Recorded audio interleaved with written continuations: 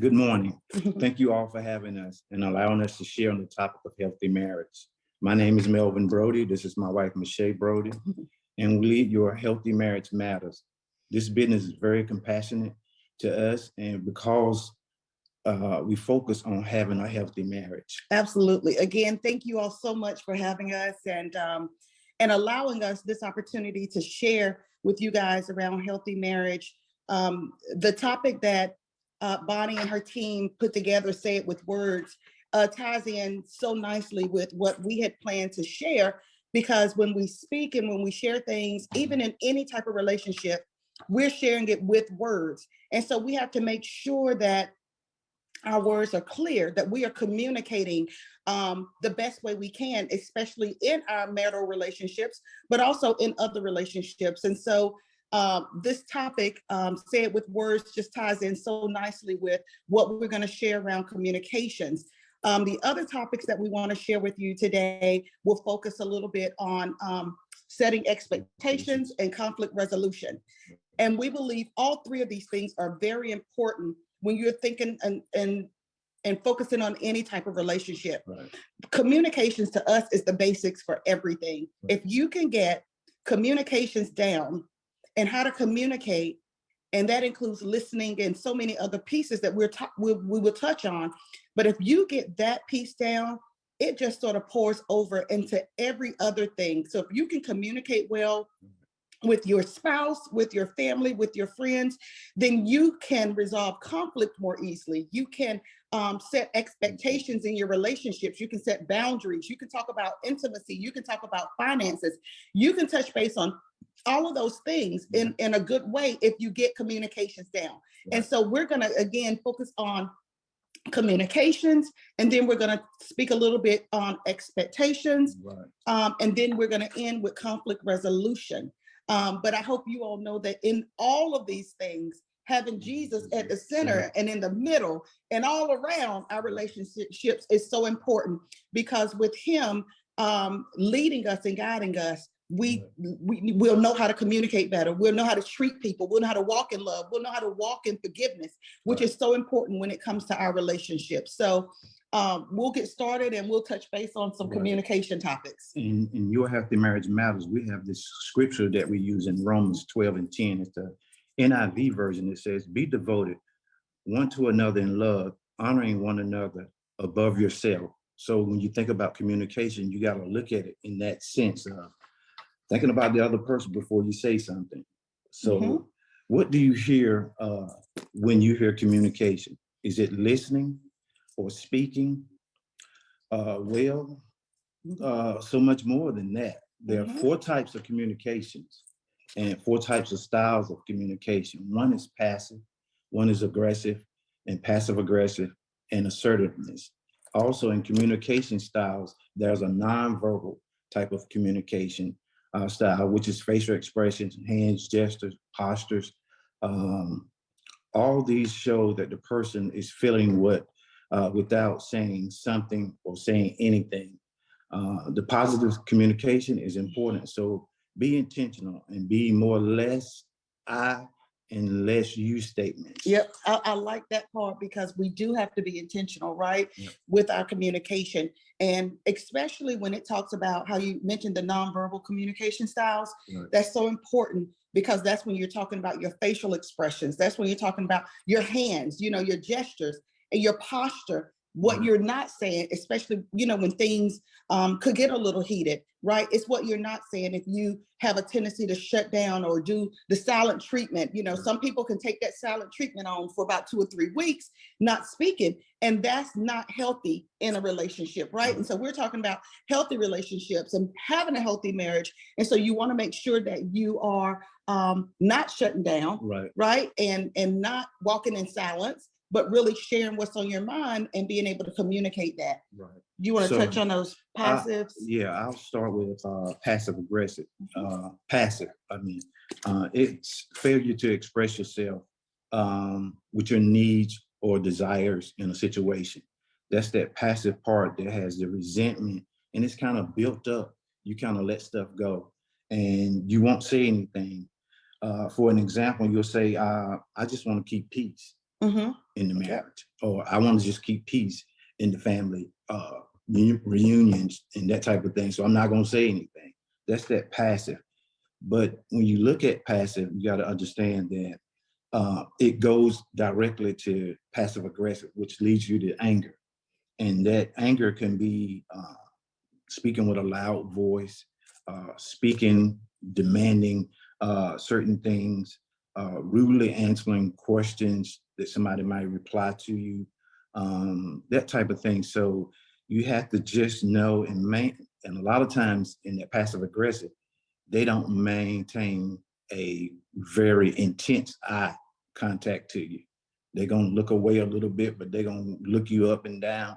And I think yesterday we shared the word side eye. So, but say it in words meaning the same thing when you think about being passive aggressive. Those are two of them that we touched on. Yep. And then I think also with passiveness, or, being passive, not sharing what's on your mind and not being able to share what you're feeling. Right. That's not healthy. You should be able to speak and say what you're feeling, what you're going through, because it gives the other person the opportunity to understand what you're feeling and respond and maybe say, hey, I hear you. Let me correct that, right? So sometimes we can't be too passive because then you won't share what you're feeling. Right. And then also passive aggressive, getting a little aggressive there and maybe giving a side eye and versus expressing yourself, right? And so we want to get more, when we're talking about communication, is finding the best way to communicate. And some people are more laid back. They have a laid back personality. They may not speak up as much. And so we have to give room for those people that are a little bit more laid back. We have to give them room to say what's on their mind and what they're feeling, and allow them the opportunity to share, versus someone that's a little bit more assertive, right? And you're going to speak on that, but someone that's a little bit more assertive, it's going to just keep going on and on and on and talking and not give room for that more laid back person to share what they're feeling. Right. So when you think about it also, there's a middle part to that. That's the aggressive part. And I kind of skipped over just a little bit, but you go from 0 to 100 and you're always on the defensive mode. You never want anybody to point anything out or say anything that will point you in the right direction. Even under God, you want to make sure you're submitted to his will and to his way to do things so you can take that. I think we used that scripture yesterday, was being slow to anger and slow to speak. We want to use that when it comes to this format, is make sure you are slow to speak.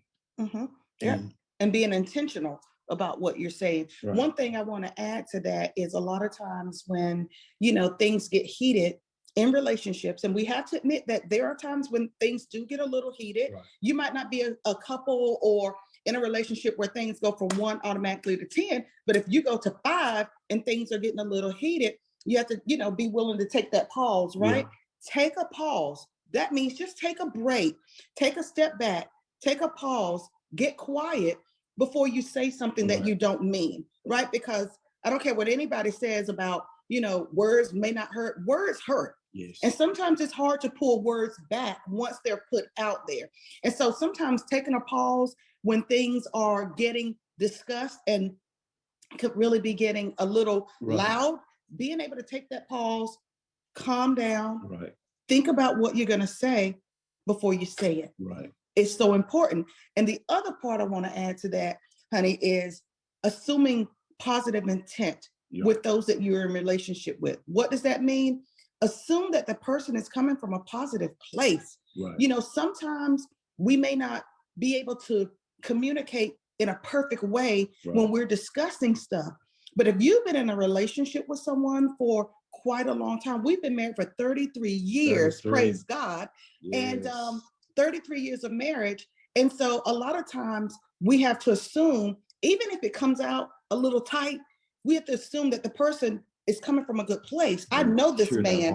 I know he loves me. I know he loves our family. And so I have to assume, okay, he may have said it this way, but I know he's coming from a good place. So I have to assume the positive intent behind what he said. Right. And so that's another key point to add. Right. Assume positive intent. Even when the person says it, and it may be short, it may be blunt, it may be to the point, Right. and it may hurt.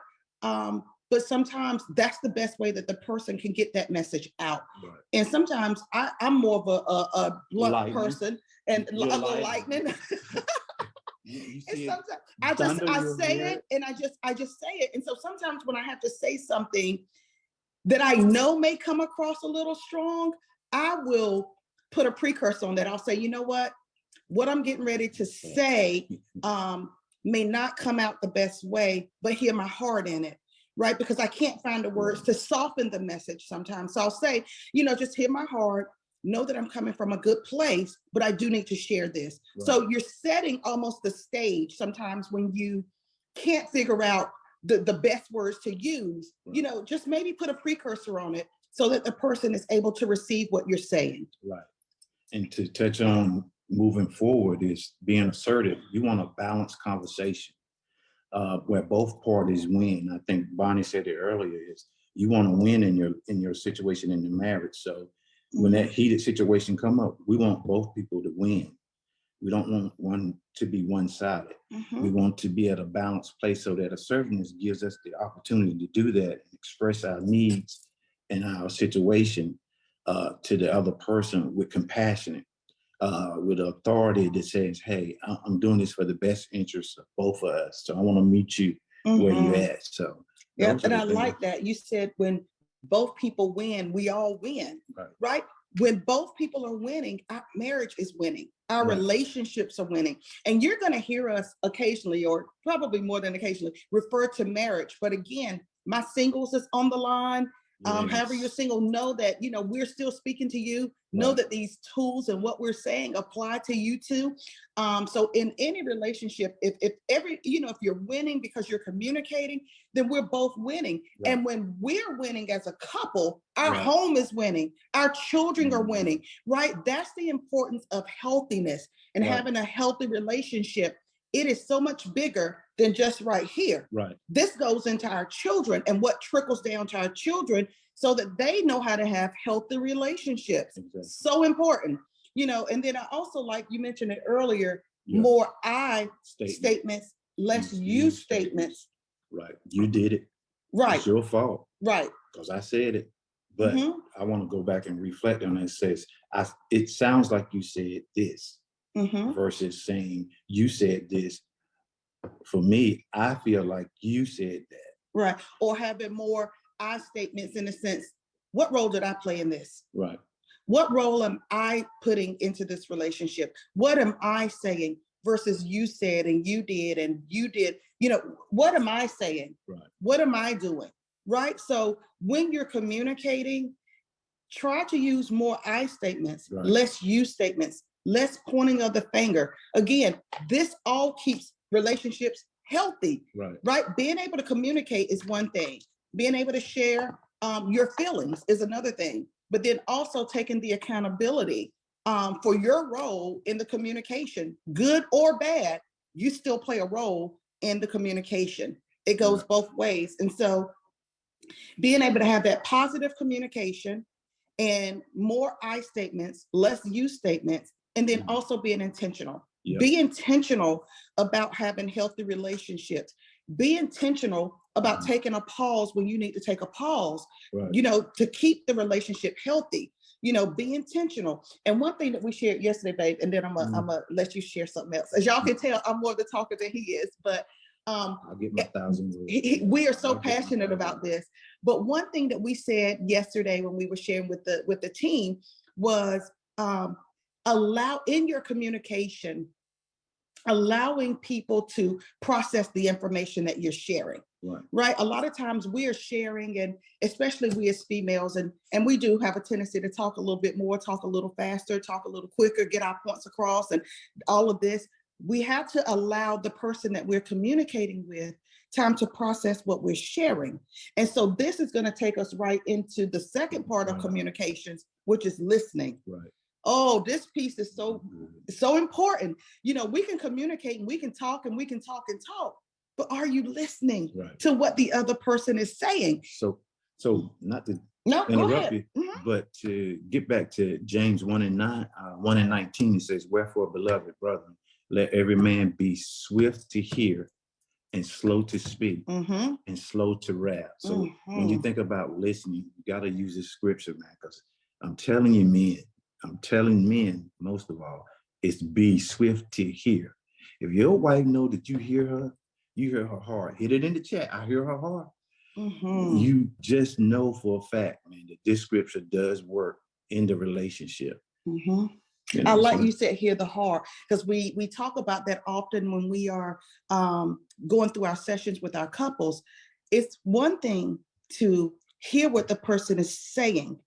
It's another thing to hear the heart of the person. right, Oh my goodness. And that's so important, right? right, I can say when I come home, I'm tired.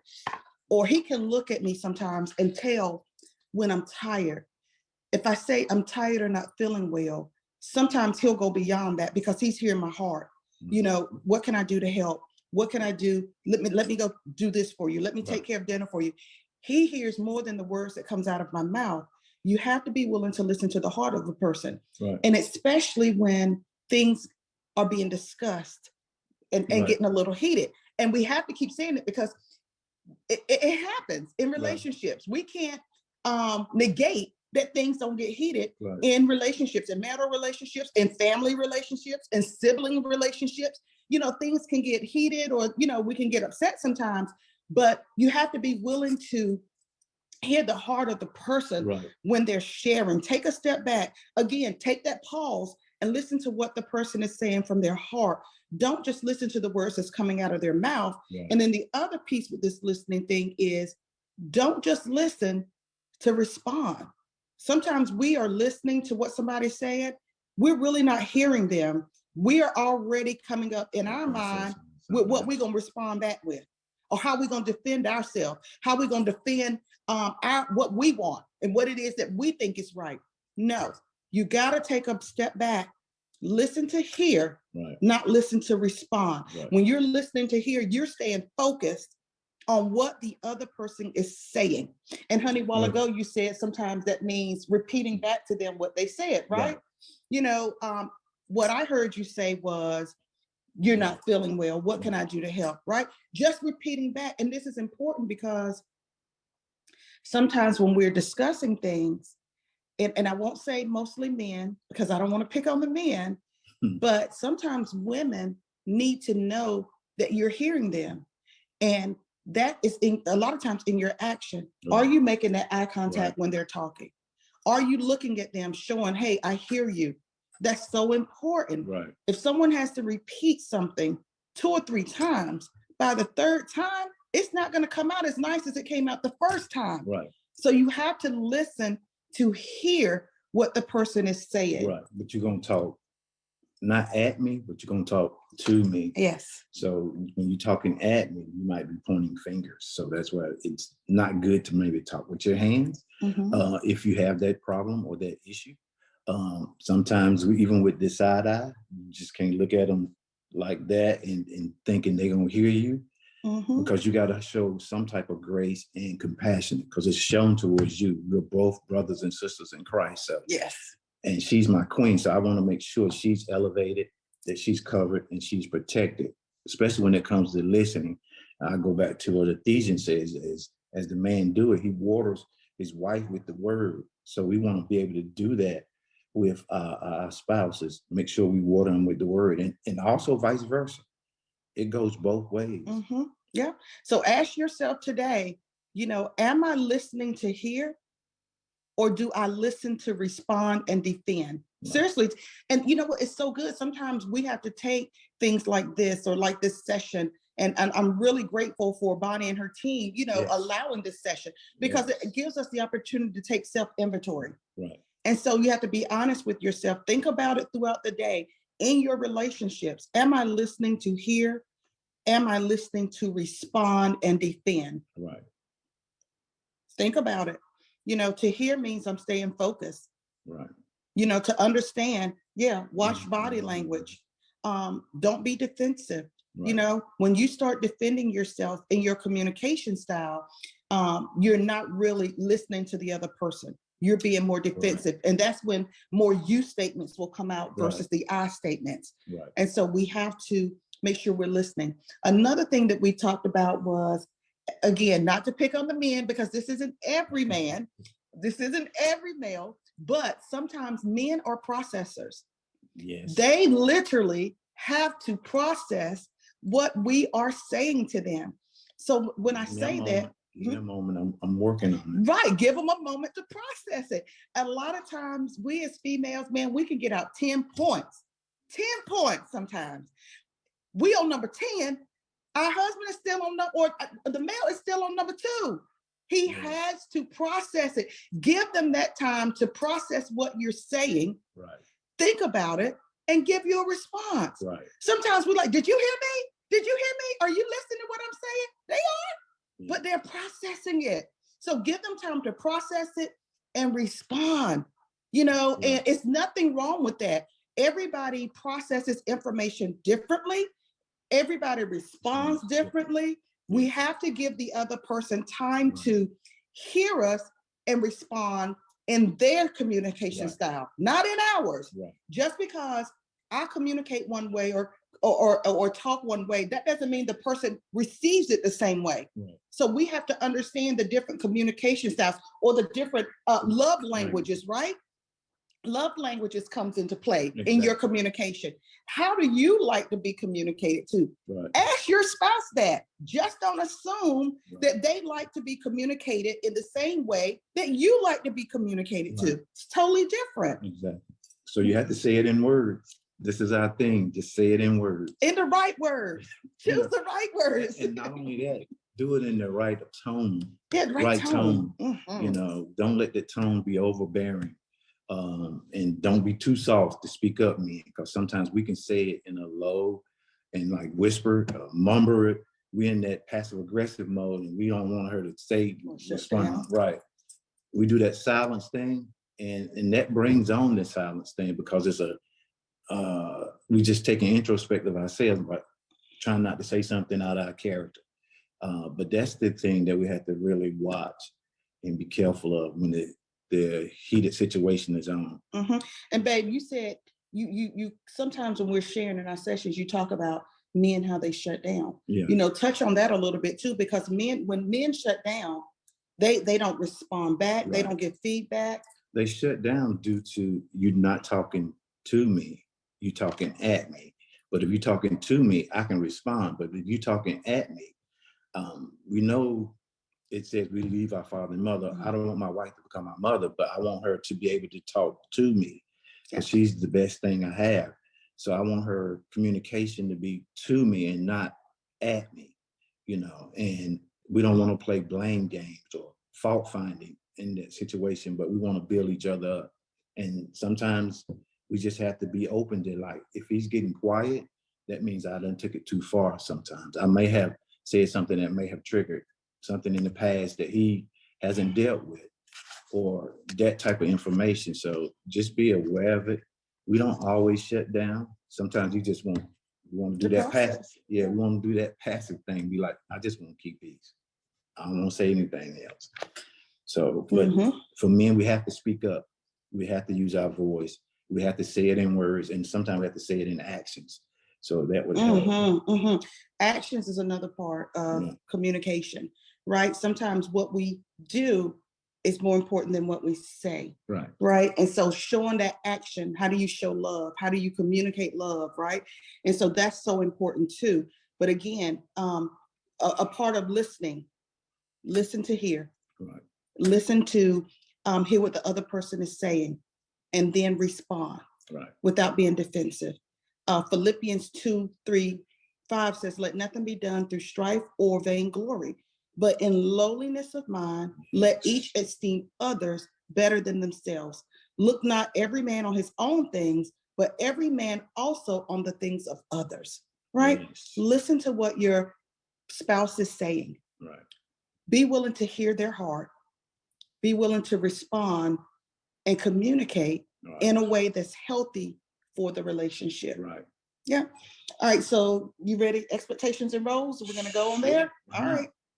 So we're going to go on and we're going to talk a little bit about expectations and roles. And I just want to say before we go into that piece, if anyone has questions, Bonnie and her team is watching the chat. They'll let us know. But we don't mind answering questions as it relates to the topics that we're in. So feel free to chat some questions in there if you like. Right. All right, expectations and roles.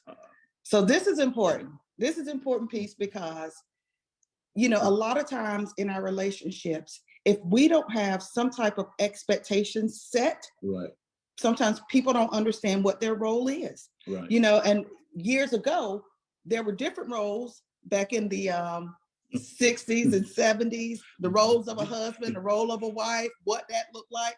We got to bring that up to 2023. That's where we are now. And this kind of sets the boundaries too towards singles. Mm-hmm. I mean, when you think about expectation and roles, you want to know what you're looking for and what you're getting ready to get into. Yeah, when it comes to relationship or dating, that type of thing. You can set your expectations. Let them know I don't ride that way. I don't do that. Mm-hmm. Oh, I like that. Yeah, that's very important. Even when you're single, you got to set some expectations, while you're dating, right. Or when you're getting engaged, you got to have some expectations set so the other person right. understands what your boundaries are as it relates to certain things. So setting expectations, understanding roles right. In relationships is so important. And the roles that you saw your parents with or your grandparents might not be the role in your house. Right. It looks different for everybody. You can't look on roles and expectations in your siblings' marriage or in your best friend's marriage. You got to do what works for your household. Right. So set your expectations and roles based on your household, based on your marriage, based on your relationships, so that you're not looking at what someone else is doing. Right. So when we're thinking about setting expectations, we're talking about setting almost like boundaries. Or also setting expectations around the role that each one plays in the relationship and in the marriage. So in setting your expectations and roles, you also have to leave room and be flexible. Yes. Because they will change. Yes. They will change. Evolves. It evolves. You get older, you mature, you get a little wiser, you get a better understanding of where she's coming from or where he's coming from. So you have children. Yes. Job responsibilities, all of those things, job here, maybe no job, work from home, and all of those things play into your expectations in the marriage. And so you have to be willing to adjust those and change what they are. So for instance, I'm not going to use the one I used yesterday, Bonnie and team. I'm not using that one. Let's see what you got. Right. I'll use during the time of COVID when everybody was in the house. Right. I mean, everybody was in the house. Everybody. And you was in the living room, you was in the kitchen, you was in the bedroom, you was in the bathroom. Everybody is there, and those expectations and that role kind of changed because you was like, I'm working from home. I can't have the kids in here. Honey, you can't be in here. But we had a couple that we were kind of talking to, and they was like, she dressed up to go to her, like she was going to the office. And she used that expectation and role is, I just want him to see that I am here, I'm present. And he did the vice versa thing. He like put on his shirt and tie and got dressed up. And she was like, well, COVID is going on. Where you go? He was like, I'm here. I just want you to know I'm present. But those expectations and roles was justified through their dressing up to let each other know that they have still a love for each other and a compassion towards each other. Mm-hmm. Yep. And then also maybe, setting expectations around what a person does, right? What their role is, right? This is important, especially in premarital counseling. We do marital and we do premarital counseling, both. In premarital counseling, we try to really tell these couples, make sure when you get married that everybody understands as much as possible what's expected, right? Finance-wise, and this is a good one. Finance-wise, what are the expectations around it? Do you communicate with your spouse what you're spending? Everybody doesn't. So in your relationship, it might be wise to set an expectation around finances. If you spend over a certain amount, we have an expectation with our finances. Right. If I go out and I spend over a certain amount, What? I have to make sure he knows about it before I do it. Right. We have that expectation. Now, if I go out and I'm just having dinner, $50 here and there, I don't need to be like, oh, honey, I'm getting ready to buy some dinner. I'm out with some girls. No, but I'm not going to go out here and buy something for $500 coming out of our account, and he has no clue about it. You got to set an expectation around maybe your finances. The expectation could be, in our marriage, if you're spending or if you're getting ready to spend over this amount, contact the other person. Yeah. That's an expectation. Bring awareness. Right. Bring awareness. And you know what? That just helps with open communication. Right. You're communicating, right? I might have to use the one I used yesterday. So when we got married early on, I was not a big cooker. Not that I cannot cook, because I can. I just did not like to get in that kitchen. I told him that early on in our marriage, that I'm not a big morning person. So therefore, I'm not going to wake up like at 7, all chipper in the kitchen, cooking a full breakfast. Right. That's just not me. Now, nothing's wrong with that for the people that do it. Nothing's wrong. Right. That's just not who I am. He's not a big breakfast person either, like eating. None of us in our house, children either. Right. We don't eat breakfast at 7 or 6 in the morning. We're not morning people like that. So I'm not going to have an expectation set where I'm expected to show up in that kitchen at 7 o'clock in the morning and cooking a breakfast. No, because I would fail, right? So you don't want to set an expectation that you would fail, and then it causes a bad, some type of unrealistic expectation, right? So it's good to set it. It's good to be honest up front with your spouse, so that they know what is expected of them too. Right. And then also, let me see, how early in dating? Oh, Brodie, you got to give us some of these questions. But also in dating, set some expectations. Right. If you are dating, this is just us talking, right? If you're dating and you don't believe in sex before marriage, set that expectation. Right. Nothing is wrong with that. That's what we teach our kids. Right. So if you're dating and that is one of your boundaries, when you start dating and you're getting serious with that person, you better go ahead and put that expectation right on out there. This is what I expect. I expect you not to come to me asking for this over and over and over and over, because this is my boundary. I don't do sex before marriage. Right. Right? There's nothing wrong with having those. Each other accountable. I like that. That's the part you really want to be. You want to be transparent and holding each other accountable and responsible in that situation, especially when you're dating. You won't go past a certain point. You won't go. Ain't nobody going to the bedroom. Ain't nobody. You stand right here on the couch. Everybody's out here on the couch. Question? Can I chime in right here? I knew that question was coming. I felt that one in my shana now. Because here's the thing: there's a difference in what the world says and what the Christian approach should be when it comes to dating.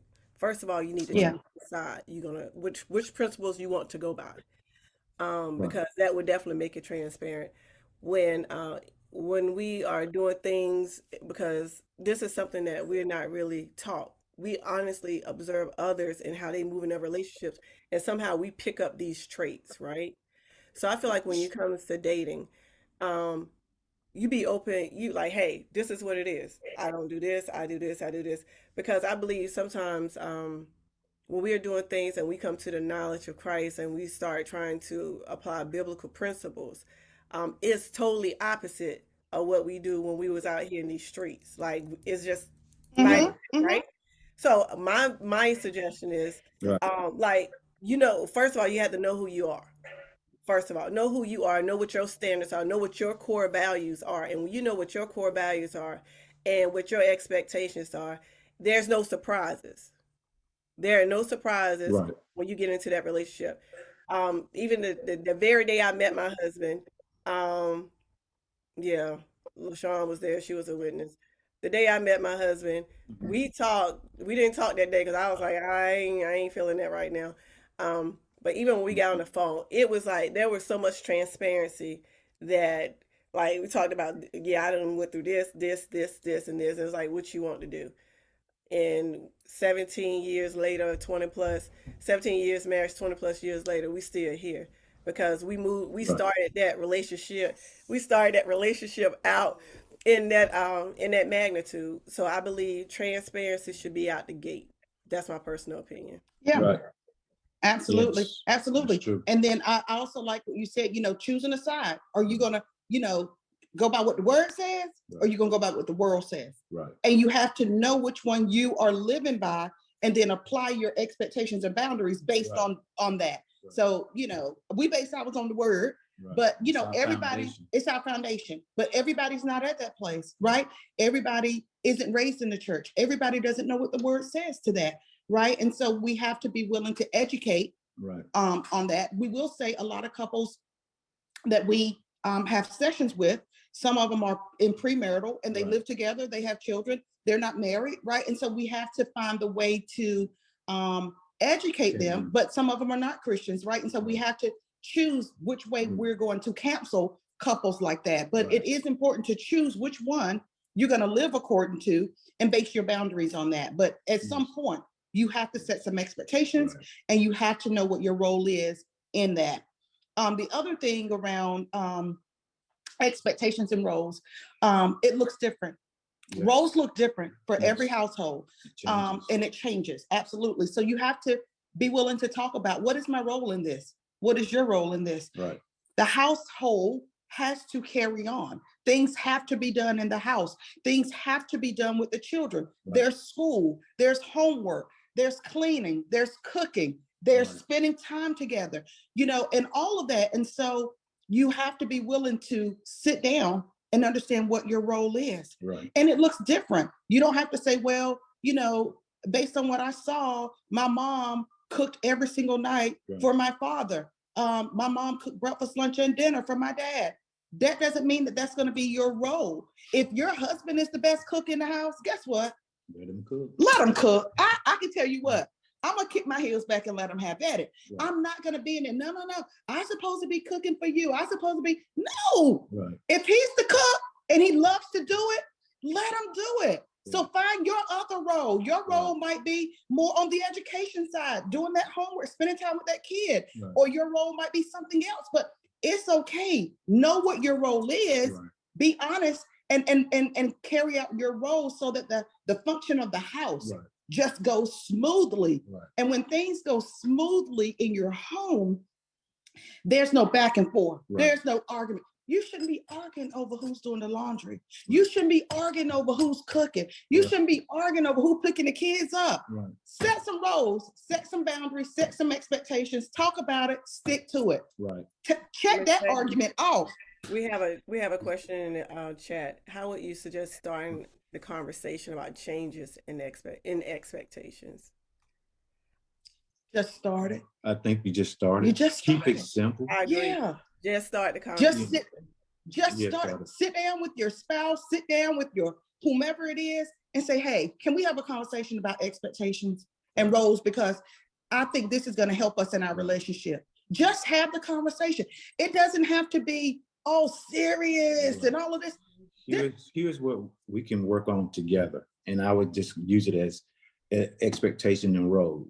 What do you think my role is? And then hear out what the other person, and then go from there and then say, hey, let's rebuild these roles. We live in the 21st century. We're in modern time where everybody's the man's doing everything. We live in the 21st century where women are helping, especially our Black women. They are going beyond and above in situations. So we have to have that conversation as men, and being real men. You can have that conversation without being challenged or feel like you're being belittled. Absolutely. Just know that you have the decision to make at the end of the day.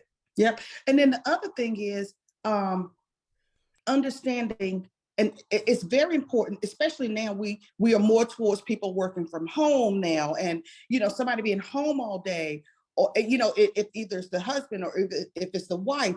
When that change took place, you might should have revisited some expectations and roles, right? Because that person's home all day and they're working all day, what does that look like? What are your expectations now? Because this person doesn't have to go out for work. Right. Are you expecting more meals? Are you expecting more this person to do different things, or, so you might need to revisit that. Sometimes it's the husband that stays at home with the kids, right? And maybe it's the caretaker. The wife is out working. We've seen that change over years, right? And it has flip-flopped. It used to be the male that was out all day. The female was home. When I was growing up, my mom was home a lot. My dad stayed gone working, right? But we see a change in our society now where sometimes it's that husband that's at home, being at daycare, keeping the children, taking them to school, and so what does that look like for him? Are you expecting him to have meals prepared because you've been at work all day? Set those expectations and roles, have the conversation so each person knows what's expected of them. Exactly. Because trust and believe, when you don't know what's expected and you're not doing it, somebody's going to have an attitude about it. Right. The way to keep that from happening is have a conversation. Right. Communicate. And you see how even in this expectation and role, how communications is the basics. Right. Communicate, listen, be willing to hear what the other person is saying about being at home or doing laundry or whatever it is. Be willing to listen to hear what they're saying and then set some expectations and roles. Trust me, 33 years, hours have flip-flopped. 1 minute, I'm the person dropping the kid off. The next year, he's the person dropping the kid off. Right. It changes. Be willing to have that conversation because you don't want to get up in the morning and everybody looking at each other. Right. Like, what we doing? No everybody leadership. Should know what they're doing. Right. You have some leadership in where you want to go in that area. Absolutely. Set those expectations, set those roles. Right. Be willing to be flexible because they will change. Yes. Communicate. Can't stress it enough. And Meshea, I want to chime in on this part because even in relationships, and I think I'm learning, even with my kids, with my children. Now my son is 14 years old. He has the ability to say, "Mommy, why you got to be so loud?" Because the communication, if you really think about it, communication starts in the home. We teach our kids, and sometimes if we haven't been equipped or we have not witnessed effective communication, we don't know. We can carry that baggage on with us. So even just relationships, period. I know when it comes to certain people, if I come too strong, it's like, whoa. But then there are some people that's like, that's how Bonnie talks, and I know exactly what she means because they know it's coming from that good place. But I'm also asking, did I say that too hard? Even when I deal with my mom, I realize now that when I say things a certain way, and she's like, she'll back me up real quick. And I'm like, well, I didn't mean it like that, Mom. She was like, okay, well, I'm still the adult. So in relationships, it just evolves, it just evolves. And we have to, like all these things that you're saying, that you guys are sharing about the communication is so critical in all relationships. And sometimes we have to do, like you said, that self-evaluation. Like if somebody keeps saying, why you always sharp, or why you always got a smart alecky way, or why you coming so strong, that's a red flag. It's a flag on the play. There's something wrong with the situation. So that's just awesome.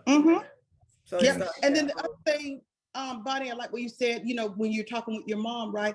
The people that we're the closest to, and you won't know everybody's communication style, but the people that we are the closest to, like our spouse or our mom or our children, I'll say, or our parents, it's good to maybe take a step back and understand their communication style, right? Understand their personality, especially with our kids.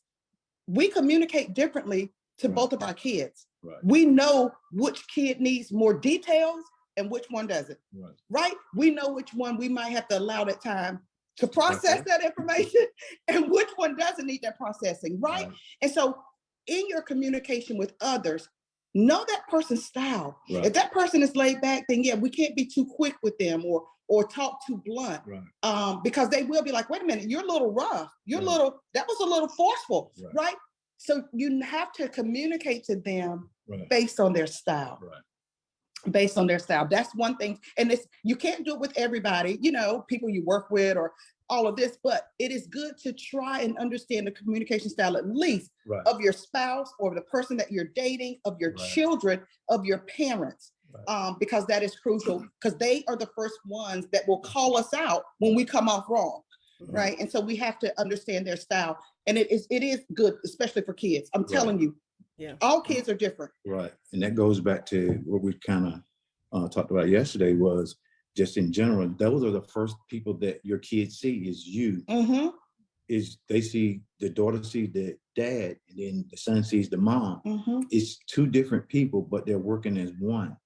And that's that common goal that you want to make sure that you're justifying in the house of keeping peace, keeping joy, being healthy, and saying it in words and saying it in actions. Absolutely. And those are the things I would live by. Yeah. I have a comment. You had a question? This just came to me.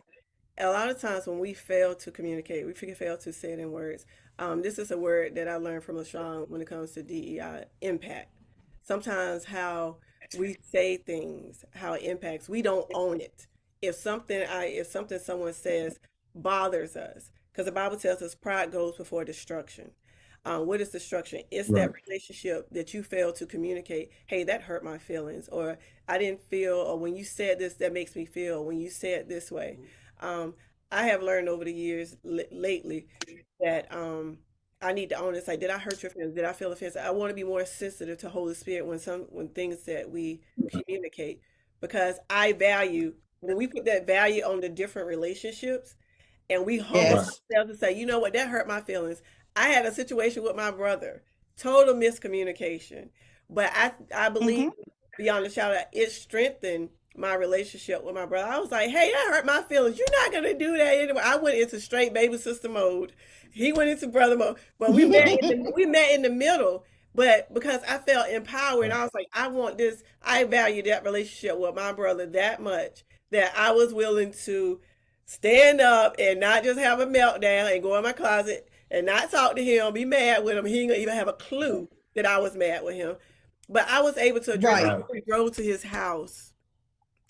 I was so serious about that moment. I was like, no, I'm going to own this moment. And I mean, of course, we end up laughing at the end. I walked out like, yeah. But at the end of the day, it elevated. When we address those situations, it can elevate, because he knows I love him. I know he loves me. And there was a failure in communication in what was received, because the enemy likes to thwart. The enemy likes to thwart what we say. Because by the time it hits my mouth and hits your ears, we've heard something totally different. Because my husband would give me the side eye so quick. He's like, did you really just hear that? Did you really hear me say that? I'm like, yeah. He was like, that's not what I say. I said, well, tell me what you really meant. Because it has to go through that filter. Yeah, bless God. Because don't let. And that's why it's go ahead, sis. And that's why it's important to repeat back. This is what I heard you say. Did I hear you say, A, B, C, and D? That's why sometimes it's good to do that in relationships, because you're right. By the time they say it and it filters through our ears and through our thinking and through our mindset, it can come off, you can hear something totally different. And so it's good to go back and say, this is what I heard you say. Could you explain that to me? Or what did you mean? It's good to have that type of conversation. And that way, I like what you said. You went back, you fixed it. Didn't nobody, go through the silent treatment in that situation, Bonnie, or shut down. It's good not to shut down. Go back, try and fix it, walk in forgiveness so that the relationship stays healthy. I like that. So when you touch on that, you say forgiveness. That's the whole key. It bounces out the whole situation. If you just stay in that mode of just being, using forgiveness as the key. Quick to forgive. Jesus is quick to forgive with us, thank God. So we have to be quick to forgive. And that's going to take us right into our last piece, which is conflict resolution. Conflict resolution. Communications is key to conflict resolutions. We won't spend a lot of time on this today, but we'll talk through some of the main things that will make resolving conflicts easier. So when you're thinking about conflict and resolving conflict, you have to be able to listen. It goes right on back to communications. How do you communicate? How do you listen? Say it in words. How do you say it in words? That is part. Sometimes things become a conflict just based on how you said it, based on your tone. more so than the words that you said, it was how it was said, you know, and then being able to listen again to what the person said. Listen carefully when people are talking or sharing an issue that is a conflict for them. Be willing to listen, hear them out. Don't interrupt them 4 or 5 times. They can't get their point out. They can't say it because you're already defending. You're already saying, well, I didn't mean it. That tit for tat. I'm going to tell you, you can't resolve anything going back and forth, back and forth. Next thing you know, you leave, everybody's angry, conflict not resolved. When conflicts don't get resolved, they're going to resurface again. They might resurface. It might be 7 months down the road. It might be a year down the road. But trust me, it will resurface itself if you don't resolve it. And so it's very good to resolve. Now, we heard a pastor say some years ago at a marriage conference, and you know the scripture that says, don't let the sun go down on your wrath, you know, or don't go to bed angry, you know, and all of that. And so, but what he did say is, yeah, don't go to bed angry. Don't let the sun go down while you're angry. Does that mean that issue has to get resolved right then? No, right? Select a time. If you're in a discussion and there's a conflict and you can't resolve it and you're going back and forth, take that pause, let it go, agree to disagree at that time so everybody can get some sleep at night. No, it's no sense staying up 1, 2, 3 in the morning trying to resolve something because the scripture says don't let the sun go down on your wrath. No, put it aside and say, let's discuss it at another time. Now, that doesn't mean don't go back and get it, because again, it has to get resolved. And so what we try to tell couples to do is select a time. Select a time. Don't let it be when that person just walk in that door from work. That is not a good time. He's already can't wait from work. That person tired. He ain't de-escalated some of the stuff from the supervisors, co-workers. They tired, y'all. The traffic on the way home. Don't try to have a conversation about something so serious when that person just walk in from work. That is not the time to have it. Don't try to have that conversation right in the middle. Don't do it during the game today. Right in the middle of a game. Don't do that. Timing is everything. It is. Select a time to have discussions. That doesn't mean if something comes up and you're talking about it, you got to say, oh, you know what? We didn't set a time to talk about it. Not talking to you today. No, don't be sarcastic. Don't be funny. Don't be smart. But that does mean, hey, there's some things, honey, I need to talk about with you. Can we set a time, maybe Tuesday night? You know, the kids are gone to bed. Can we set maybe 8 o'clock and let's talk about these things? That's what it means. I said, take it right after Bible study. That's the good time to talk about it. Everybody got some spiritual stuff going on. You done got built up. Here's that opportunity. I'm just going to say, hey, we're going to pray about it. This is what I'm looking at. I feel like this. I feel this way or that way. And kind of use that to balance the ground at your home, because if the ground is unfertile, it's not going to work. But you got to select the timing to be right. And every time it's not going to be right, because you may not get the right response that you're looking for. So, hey, can I add to that? Sure. Guess what? The response you're looking for may not be the response you get. And guess what? That's okay. Because that person that you're talking to is not just like you.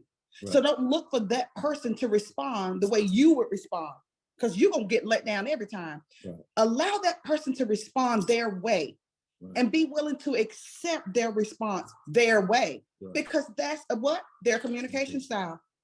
Be willing to accept the differences. God made us different for a purpose, for a reason.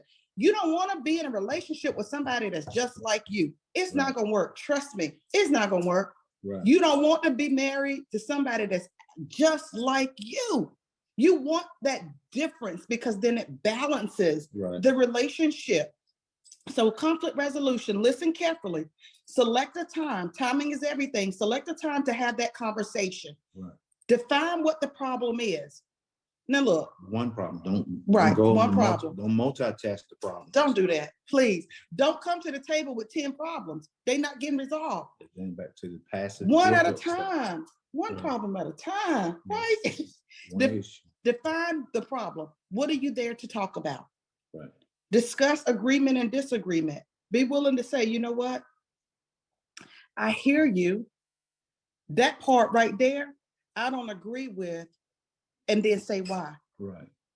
Again, open communication. You're not going to always agree with one another in any relationship. You're not going to always agree. So be willing to share the part that you don't agree with and say why. Because then maybe that person could explain a little bit more to help you understand what they're saying, you know, and then you might say, oh, I hear that. Yeah, I agree now. Yes. So it's okay to say, hey, this is the part I don't agree with. Again, you're trying to resolve the conflict, right? So it's okay to keep, you know, get the person to better understand what you're saying, and then identify your part to the problem. Right. If there's a conflict, somebody playing a part in that conflict. I'm leading it, good. Be willing to identify. I'm leading that conflict.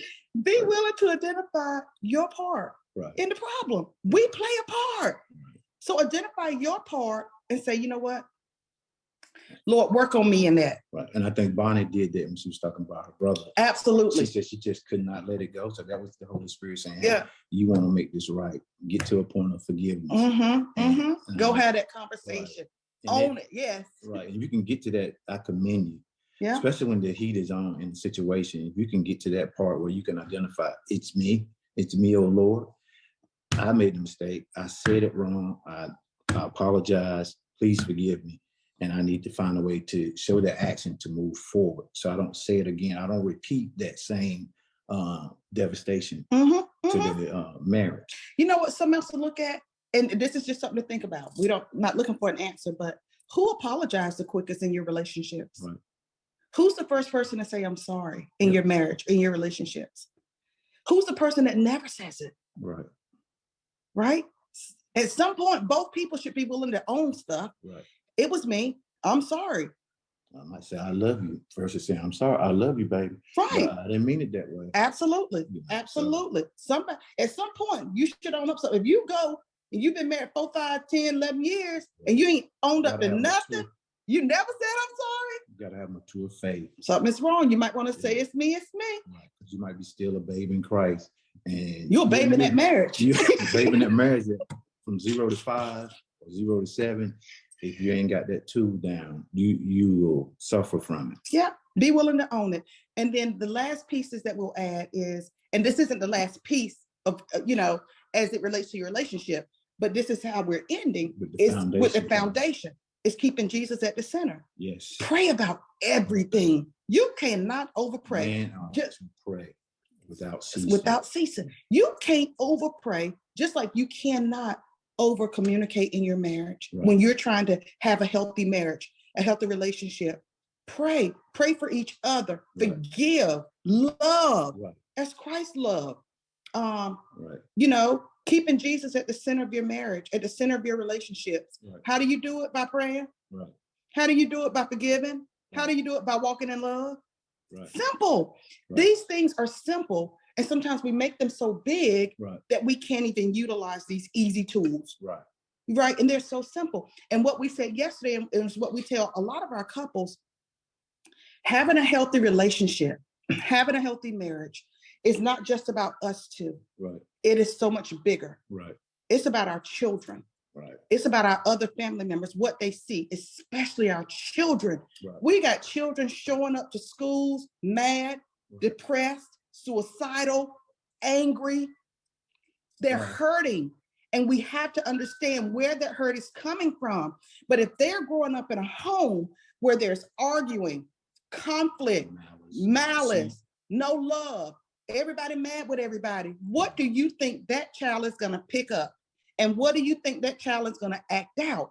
And I was sharing with Bonnie and her team yesterday was, we have a couple that we do sessions with virtually, and they live in Ohio. And the female always goes back. Everything, we can have an hour. We can tell you, she will say her father about 30 or 40 times in that one session.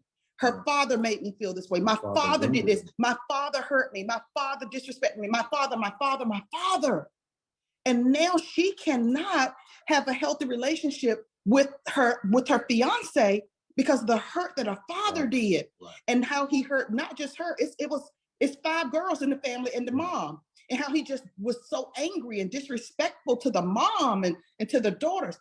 children will act that thing out every time. But in that situation, if you turn to the right father, the Right. father horizontal, And allow healing. and allow healing, and knowing that he was just a physical man, he don't have any authority over what he created in you, because you have that authority to speak to it and speak loud to it, that you are wonderfully made, you are beautiful, you are of sound mind and body, that type of thing. And that's where she lives at. Sometimes she lives in that old residing body that her dad kept poking at it. But if she look up and kneel down, then she will see. Which is good. Unfortunately, babe, everybody ain't delivered. Everybody don't know Jesus. Everybody's not teaching their kids that, right?